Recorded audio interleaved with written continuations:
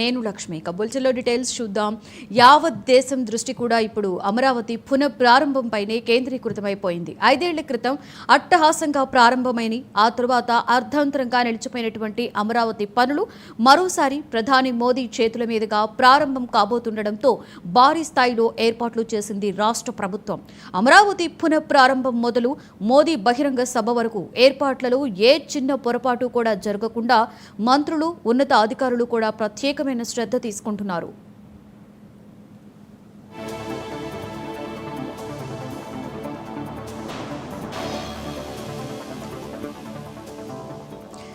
ఢిల్లీ నుంచి మధ్యాహ్నం 2:55 గన్నవరం ఎయిర్పోర్టుకి చేరుకోనున్నటువంటి ప్రధాని మోదీకి మంత్రులు కూటమి నేతలు స్వాగతం పలకబోతున్నారు. ఎయిర్పోర్టు నుండి హెలికాప్టర్ ద్వారా 3:15 వెలగపూడి సచివాలయం దగ్గరకు చేరుకోనున్న ప్రధానికి అక్కడ చంద్రబాబు, పవన్లు వెల్కమ్ చెబుతారు. ఆ తర్వాత హెలిప్యాడ్ నుండి సభా వేదిక వరకు ప్రధాని రోడ్ షో కూడా ఉండనుంది. ఇరువైపులా కూడా ప్రజలకు అభివాదం చేస్తూ సభా స్థలానికి రానున్నారు మోదీ. ఇక సభా స్థలికి చేరుకుని అమరావతి పునఃప్రారంభ కార్యక్రమంలో పాల్గొననున్నారు. అమరావతి పునఃప్రారంభ వేదిక నుండే రాష్ట్రంలో వివిధ ప్రాంతాలలో చేపట్టిన రాష్ట్ర కేంద్ర ప్రాజెక్టులకు శంకుస్థాపనలు, ప్రారంభోత్సవాలు చేయనున్నారు మోదీ.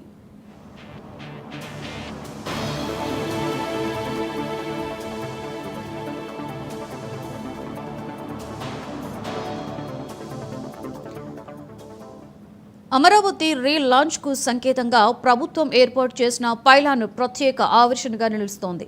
అమరావతి ఇంగ్లీషు పదంలోని మొదటి అక్షరం ఏ ఆకారంలోని ఈ పైలాన్ను ఏర్పాటు చేశారు. 21 అడుగుల ఎత్తుతో పూర్తి గ్రానైట్ స్టోన్తో ఈ పైలాన్ను నిర్మించారు.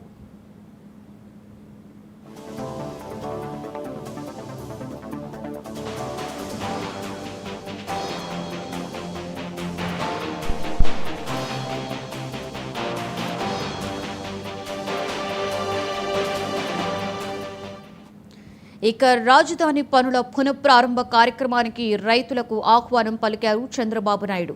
రాష్ట్ర చరిత్రలో కీలక మలుపులు కాబోతున్నటువంటి అమరావతి పునఃప్రారంభ కార్యక్రమంలో భాగం కావాలి అంటూ రైతులను కోరారు చంద్రబాబు నాయుడు. వారి మంచి మనసును రాష్ట్ర ప్రజలు కలకాలం గుర్తుంచుకుంటారని చెప్పారు. ఉండవల్లిలోని తన నివాసంలో రైతులతో ప్రత్యేకంగా సమావేశమైన సీఎం పలు అంశాలపై వారితో చర్చించారు.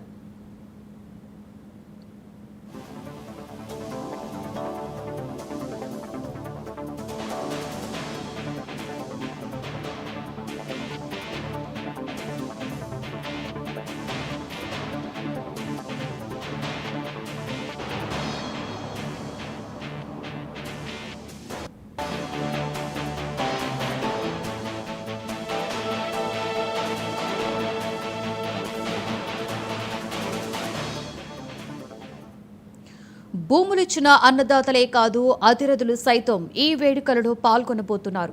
ఉప ముఖ్యమంత్రి పవన్ కళ్యాణ్, బాలకృష్ణ, మెగాస్టార్ చిరంజీవి తదితర ప్రముఖులు మోదీతో వేదికని పంచుకోబోతున్నారు.